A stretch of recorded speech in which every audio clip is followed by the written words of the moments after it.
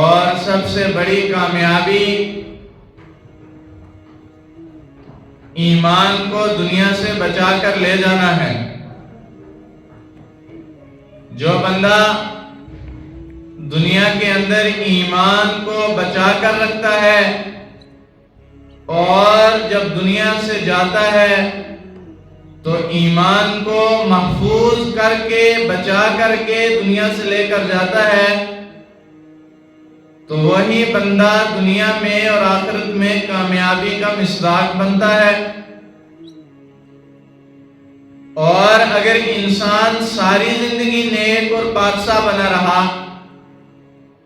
ساری زندگی نیکوکاری کے کام کیے، ساری زندگی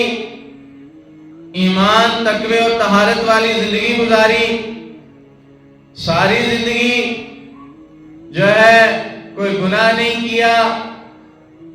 اللہ کی نافرمانی والا کوئی کام نہیں کیا، چہ جائے کہ اس کا دنیا سے جانے کا وقت آ گیا، آخرت کا وقت آ گیا، کامیابی اس میں ہے کہ وہ جو دنیا سے جانے والا چند منٹوں کا، چند ساعتوں کا، چند گھڑیوں کا وقت ہے، وہ وقت دنیا سے اس کو کیسے جا رہا ہے؟ مرتے ہوئے وہ ایمان پر تھا یا نہیں؟ کیا ایمان سے ہٹ کر تو نہیں مر رہا؟ کیا دنیا والوں کے سامنے وہ مسلمان ہے لیکن مرتے ہوئے بھی مسلمان ہے یا نہیں ہے؟ تو انسان کے ایمان کا جو وہ موت کے وقت کی گھڑی ہوتی ہے، موت کے وقت کا جو وہ ایام ہوتے ہیں، موت کے وقت کی جو چند گھڑیاں ہوتی ہیں، اس میں ایمان پر مر جانا یہ انسان کی کامیابی ہے۔ ساری زندگی مسجد میں گزاری، ساری زندگی نیکوں کی صحبت میں گزاری، ساری زندگی اچھوں کی صحبت میں گزاری، ساری زندگی نمازیں پڑھتے گزاری، لیکن مرتے ہوئے کوئی ایسا کلمہ زبان سے نکل گیا، مرتے ہوئے کوئی ایسا قول زبان سے نکل گیا کہ انسان ایمان پر ہی نہیں رہا، تو اب وہ جو 60 70 80 90 برس کی زندگی ہے، اس کے اندر کیے ہوئے تمام کام کسی کام کے نہیں رہے، تمام اعمال کسی کام کے نہیں رہے، اس لیے کہ دنیا سے جاتے ہوئے یہ تو کلمہ کفر کہہ گیا۔ اسی طرح اگر مرنے سے پہلے توبہ کی توفیق ہو جاتی ہے،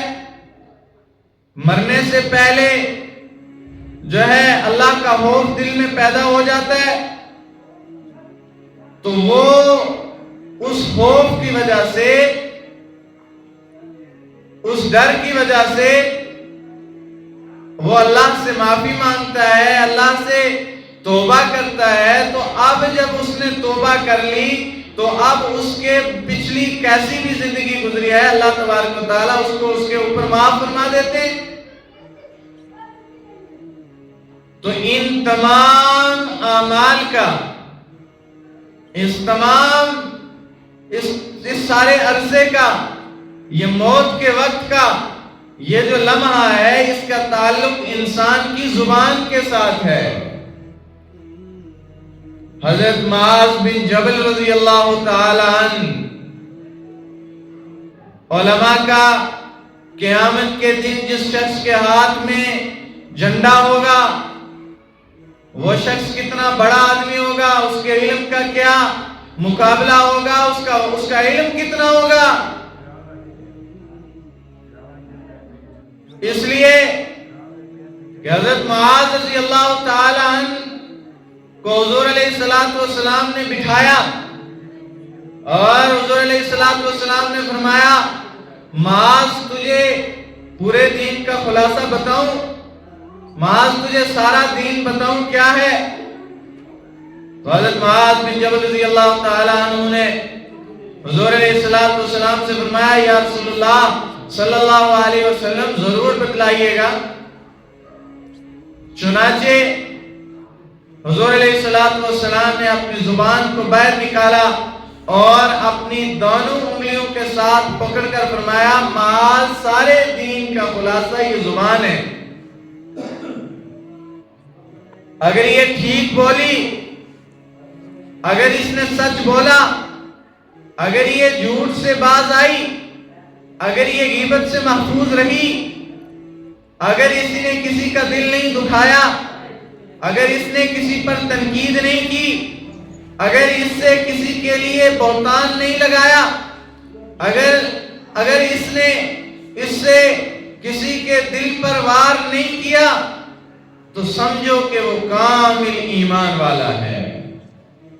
اور کس کو سمجھایا جا رہا ہے؟ معاذ رضی اللہ تعالیٰ عنہ کو. وہ معاذ کہ حضور علیہ السلام نے جتنے بھی لشکر روانہ کیے، کتنی بھی جماعتوں کو روانہ کیا، کتنے لوگوں کو روانہ کیا، کبھی کسی کے ساتھ مسجد کی دہلیز سے آگے نہیں گئے. حضور علیہ السلام نے حضرت معاذ رضی اللہ تعالیٰ عنہ کو جب روانہ کیا تو مدینے سے 3 میل کی دوری تک حضرت معاذ رضی اللہ تعالیٰ عنہ کے ساتھ گئے. اور جب جدا ہونے لگے تو نہ معاذ کو جناب رسول اللہ صلی اللہ علیہ وسلم سے فراق پسند تھا، اور نہ ہی حضور علیہ السلام حضرت معاذ رضی اللہ تعالیٰ عنہ سے جدائی چاہتے تھے. چنانچہ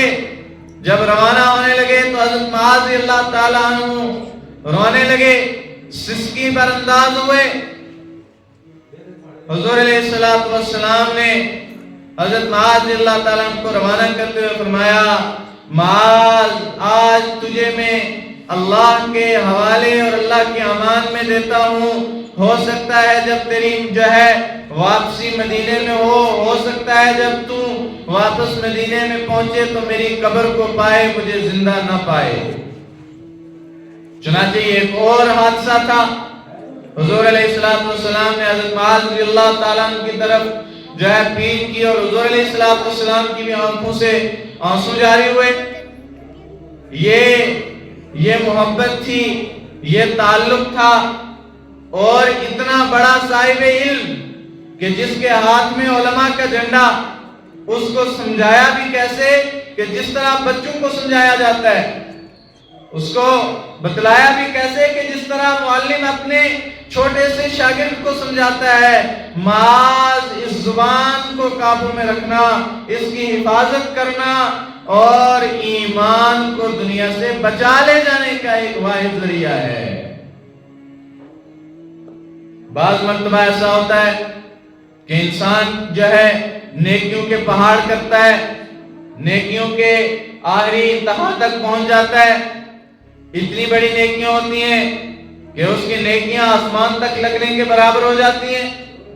اور اس کے تقوی، اس کی طہارت اور اس کے اخلاص کا یہ المیہ ہوتا ہے کہ اس کا ایک پاؤں جنت کے دروازے تک پہنچ چکا ہوتا ہے. گویا جنت کے اندر ایک پاؤں اور ایک پاؤں باہر ہوتا ہے.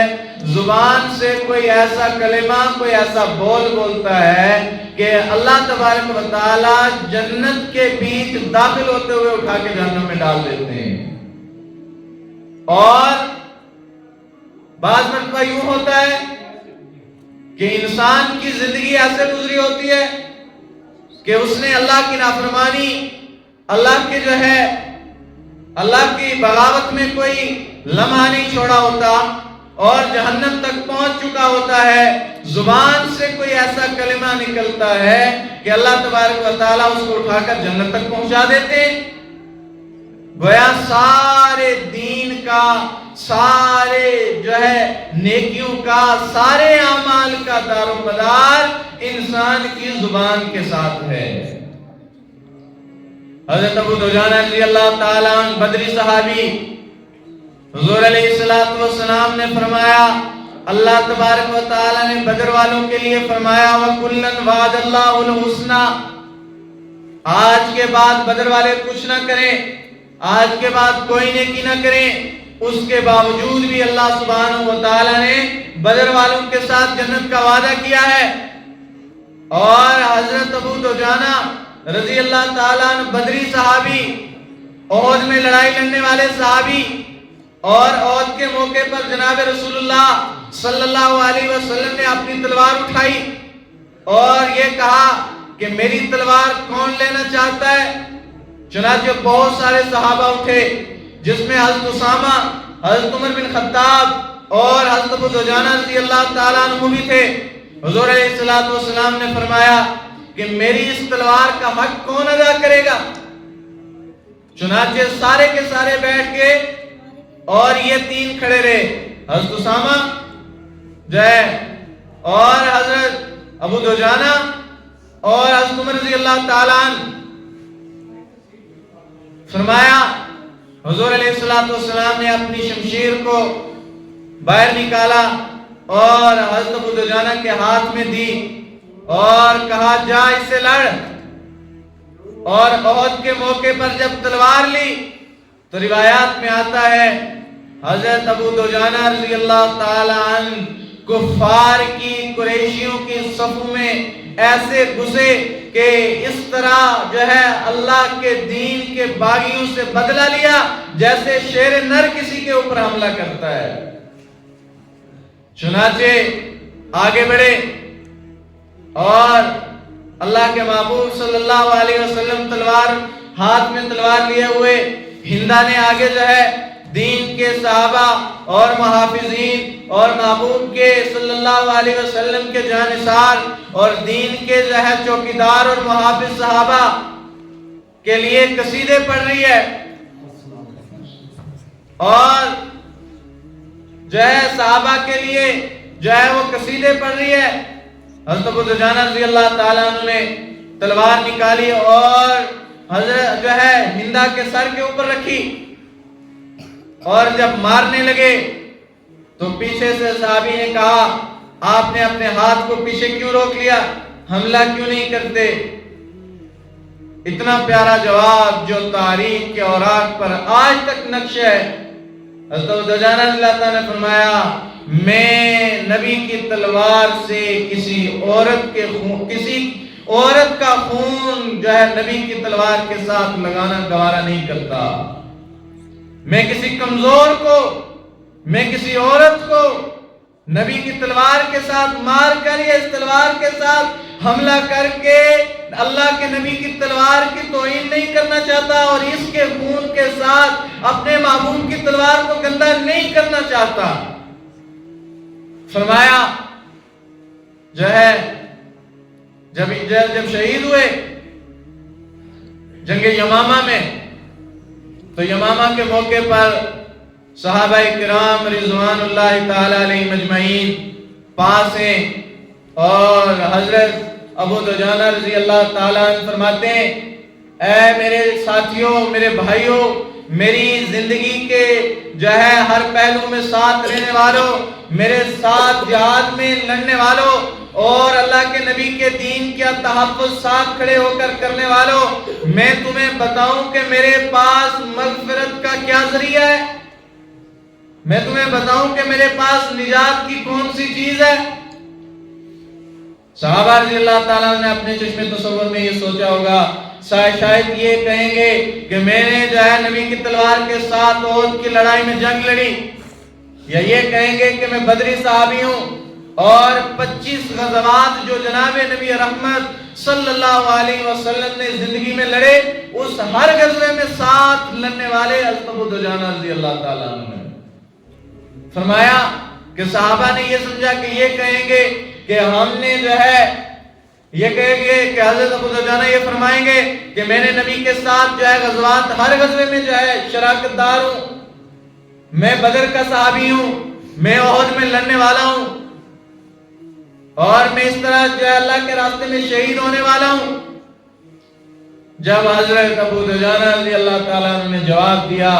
تو صحابہ سے فرمایا اے میرے ساتھیوں، میرے پاس نجات کے صرف دو میرے پاس نجات کی دو چیزیں ہیں۔ ایک یہ کہ میں نے اپنی زبان سے کبھی کسی کو تکلیف نہیں پہنچائی، کبھی اپنی زبان سے کسی کے کردار پر، کسی کے عمل پر، کسی کی ذات پر، کسی کے کسی پہلو پر، کسی کی عبادت پر، کسی کے کسی قول پر، کسی فعل پر، میں نے کسی بھی زاویے کے ساتھ کبھی کسی کو اس زبان سے تکلیف نہیں پہنچائی۔ اور دوسرا یہ کہ میں نے اپنے اس دل کے اندر کبھی کسی کے لیے بغض نہیں رکھا، کبھی کسی کے لیے کینہ نہیں رکھا، میں نے کبھی کسی کے لیے دو رنگ نہیں رکھے، میں کبھی کسی کے منہ پر کچھ اور پیٹھ کے پیچھے کچھ نہیں رہا۔ میرے پاس نجات کے یہ دو پہلو ہیں۔ اب یہاں یہ بات سمجھنے کے قابل ہے کہ سب سے زیادہ جہنم میں لے جانے والی چیز وہ انسان کی زبان ہے۔ ہم سب سے زیادہ اللہ کی نافرمانی پر ابھارنے والی چیز وہ انسان کی زبان ہے، اور سب سے زیادہ انسان کی نیکیوں کو ضائع کرنے والی چیز انسان کی زبان ہے۔ اور اس میں دوسری چیز کیا ہے؟ دوسری یہ کہ جب انسان کسی دوسرے کے بارے میں، جب کسی دوسرے کے کردار، کسی کی ذات اور کسی کے اعمال یا کسی کی ذات پر آپ کے سامنے تنقید کرے، اس کی تذلیل کرے، یا اس کی ذات پر یا غیبت کرے، تو آپ اس چیز کا اندازہ لگا لینا کہ جو بندہ میرے سامنے کسی دوسرے کی برائی کر سکتا ہے، وہ بندہ میری ذات کے لیے بھی مخلص نہیں ہے۔ وہ ابھی اٹھ کر کسی دوسرے کے لیے میری ذات پر بھی کسی دوسرے کے سامنے تنقید کرے گا۔ یہ انسان کی فطرت ہے۔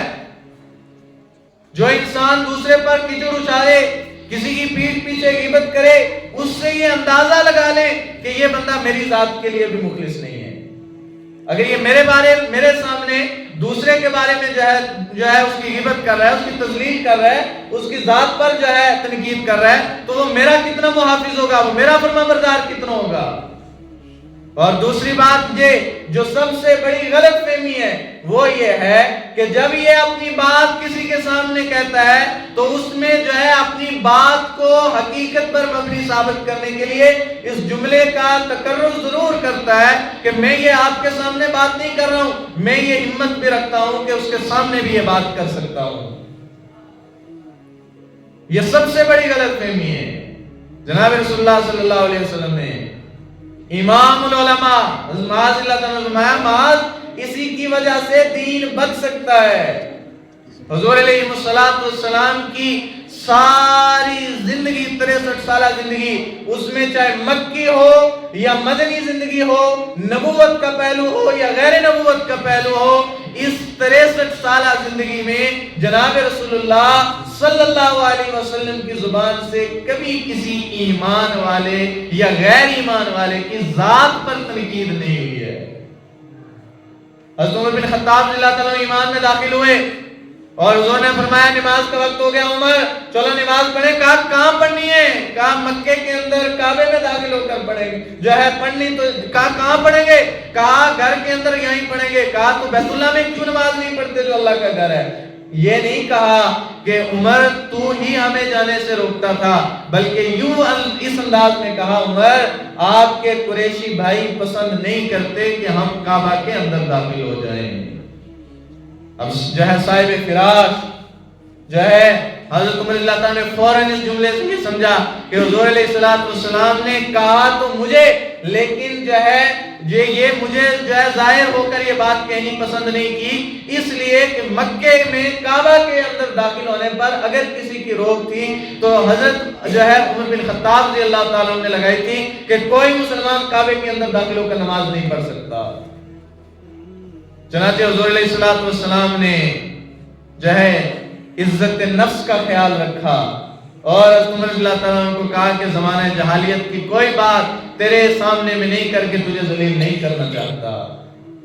اور یہ جناب رسول اللہ صلی اللہ علیہ وسلم کی بات اللہ تبارک و تعالیٰ نے انسان برائے انسان کی جو ہے اکرام کر کے دکھایا۔ قرآن اتارا وَلَقَدْ كَرَّمْنَا بَنِي آدَمَ وَحَمَلْنَاهُ فِي الْبَرِّ وَالْبَحْرِ، اس میں اللہ تبارک و تعالیٰ نے صرف مسلمانوں کو نہیں صرف اللہ کے سامنے سجدہ کرنے والوں کو نہیں، یا صرف اللہ کی ماننے والوں کے لیے نہیں، بلکہ یہ کہا وَلَقَدْ كَرَّمْنَا بَنِي آدم، اے آدم کی اولاد، اس میں ہندو بھی، اس میں سکھ بھی، اس میں یہودی بھی، اس میں نصرانی بھی، اس میں چھوٹا کافر بھی، بڑا کافر بھی اور ایمان والا بھی، سب کو اللہ تبارک و تعالیٰ نے ایک صف میں کہا وَلَقَدْ كَرَّمْنَا بَنِي آدم، اے آدم کی اولاد، تحقیق کہ ہم نے آپ کو کرمنا بنی آدم، تمہارا اکرام کیا، تمہیں عزت دی، کہا حملناہ فی البر والبحر، ہم نے تمہیں اٹھایا آسمانوں میں اور زمین میں، پانی پر بھی عزت دی، یعنی تمہیں کشتیوں پر سوار کیا، تم نے کشتیاں بنائی، جہاز بنائے، اور ہواؤں میں، فضاؤں میں اور پہاڑوں پر یا کسی بھی جگہ تم نے اگر عزت پائی تو یہ عزت دینے والا صرف اور صرف تمہارا اللہ ہے۔ تو اس سے یہ خبر کیا پتہ چلی کہ انسان برائے انسان اللہ تبارک و تعالی نے بھی اکرام کیا۔ تو سارے دین کا پہلو، ساری عبادات کا پہلو، ساری نمازوں کا پہلو، ساری زکوٰۃ کا پہلو، سارے صدقات کا پہلو جا کر ایک چیز پر رک گیا، اور وہ ہے انسان کی زبان۔ حضرت لقمان علیہ السلام نے فرمایا ہے میرے بیٹے، میں کبھی اتنا بولنے میں کبھی خاموش رہنے پر نہیں پچھتایا جتنا بولنے پر پچھتایا ہوں، خاموش رہنے پر نہیں پچھتایا۔ اور حدیث پاک من سمت نجا، جو خاموش رہ گیا وہ نجات پا گیا، جس نے اپنی زبان پر قابو پا لیا وہ نجات پا گیا۔ اور نبی علیہ السلام نے معراج سے واپسی پر فرمایا میں نے سب سے زیادہ جہنم میں عورتوں کو دیکھا، اور اس میں اکثر اور بیشتر وہ عورتیں تھیں جو زبان کی وجہ سے جہنم میں جل رہی تھیں، جن کا قصور یہ تھا کہ ان کی زبان بڑی لمبی تھی۔ اور سب سے زیادہ جناب رسول اللہ صلی اللہ علیہ وسلم نے فرمایا سب سے زیادہ جہنم میں لے جانے والا زنا نہیں ہے، چوری نہیں ہے، سود نہیں ہے، رشوت نہیں ہے، نماز کا چھوڑنا نہیں ہے، یہ سب چیزیں بھی جہنم میں لے کر جائیں گی، لیکن سب سے زیادہ یہ چیزیں جہنم میں لے جانے والی نہیں ہیں۔ اس لیے کہ 100 میں کوئی 2-4 جو ہوں گے، زیادہ سے زیادہ 10 ہوں گے جو سود پر کاروبار کریں گے، زنا والے ہوں گے، چوری کرنے والے ہوں گے، اور جھوٹ بولنے والے ہوں گے، یا کس طرح کے ہوں گے۔ سب سے زیادہ جہنم میں لے کر جانے والا جو عمل ہے وہ انسان کی زبان سے بولا ہوا کلمہ ہے۔ کلمے سے مراد یہ لا الہ الا اللہ محمد رسول اللہ والا کلمہ نہیں، کلمے سے مراد انسان کا بول، اس سے اس کا بولنا۔ کیا انسان اس چیز پر اندازہ کرے کہ میری زبان سے بولا ہوا ایک جملہ میرے سامنے والے بھائی کے اوپر اثر کیسے کرتا ہے؟ دنیا کے دیے ہوئے زخم بھر جاتے ہیں، زبان سے دیا ہوا زخم مرنے کے بعد بھی زندہ رہتا ہے۔ اور آپ نے بھی تجربہ کیا ہوگا، جب کبھی کسی کی لڑائی ہو گئی تو وہاں بھی یہ بات واضح طور پر کہی جاتی ہے یار مارنے کا دکھ نہیں ہے، وہ زخم جو ہے بھر گئے، اس نے مجھے زبان سے یہ جملہ کہا تھا جس کی وجہ سے میرا دل نہیں چاہتا کہ میں اس کے ساتھ کھڑا ہوں یا اس کے ساتھ بیٹھوں یا اس کے پاس جاؤں۔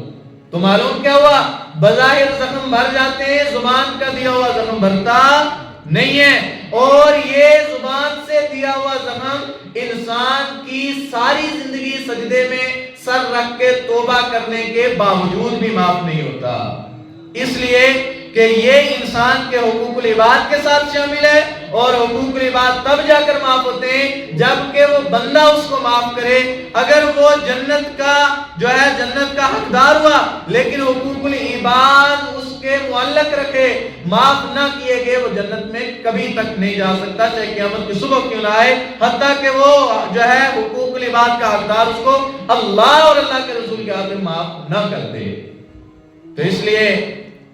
ہماری زبان کا بولا ہوا ہر جملہ کرامن کاتبین یہ محفوظ کر رہا ہے یہ لکھ رہا ہے اور یہ ہمیں دیا جائے گا، اس میں نہ کوئی کمی ہوگی نہ کوتاہی ہوگی۔ اس لیے ہم سب کو چاہیے کہ ہم اپنی زبان سے ٹھیک ٹھیک کلمات کہیں، بھائی کے اکرام میں کہیں، بڑوں کے اکرام میں کہیں، چھوٹوں کی شفقت میں کہیں، اور سب کی عزت کریں، اور جو دوسروں کی کرتا ہے پھر اللہ اس کی عزت دوسروں کے جو ہے دلوں میں بھی ڈال دیتا ہے۔ اللہ تبارک و تعالیٰ کہنے سننے سے زیادہ عمل کی توفیق عطا فرمائے۔ وآخر دعوانا